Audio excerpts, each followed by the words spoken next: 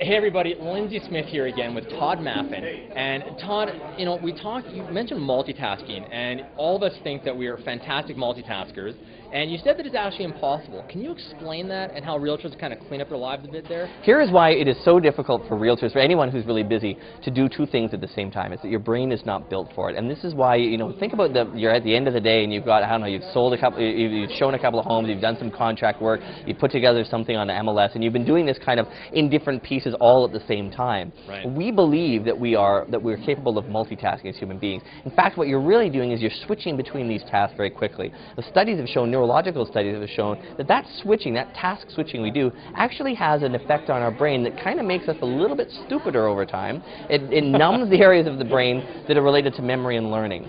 So this is why, if you have a busy practice, you know, you're doing lots of stuff in there, you sort of feel like after a couple of years, it's like, I'm not quite as productive as I used to be. And then some bigger nerd like me comes along and says, you need to be on Facebook and Twitter. And you're like, my God, I just figured out how to, you know, use my email properly. Yeah. Part of that is because people are forcing themselves into these moments of multitasking.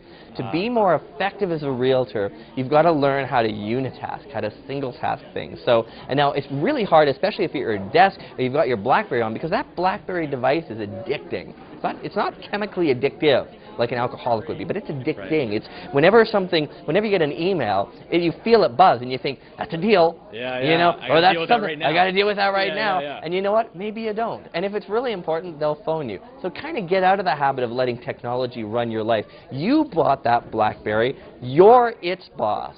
Don't let it switch around. So, you know, return the email when it's time. But if you need to focus on something, like reading a contract, which is really important, you know, let's say it's the final offer and they've just have suddenly said, you know, I want curtains to be part of the deal, and you miss it. You know, they tweaked a little piece of it. You've missed it because you were scanning it and having a conversation, or maybe you were checking your email at the same time. It's the little things like that that we do as human beings, not just realtors, as human beings, that will lose you business, because it's the kind of stuff where someone will say, I like that realtor, they did a really good job, but they just missed a couple of things. And you know, you don't use the same client every month. You know, in a good, you know, lifespan, you'll have 3 or 4 good deals with them. So the way to really get their respect, to have them talking you up, is to focus. Just take some time off. Turn off the BlackBerry when you're reading a contract. If you're at the desk, turn off Outlook. Don't let it beep, bing, flash alerts at you. Read contract, take some time, and learn how to just be. Be comfortable on the weekend with just spending some time. I'm not saying meditate. Don't go out on Deepak Chopra and stuff if you don't want to. Learn how to just sit by a lake or go outside. You know, a friend of mine does some of this stuff, and he taught me a great little tip.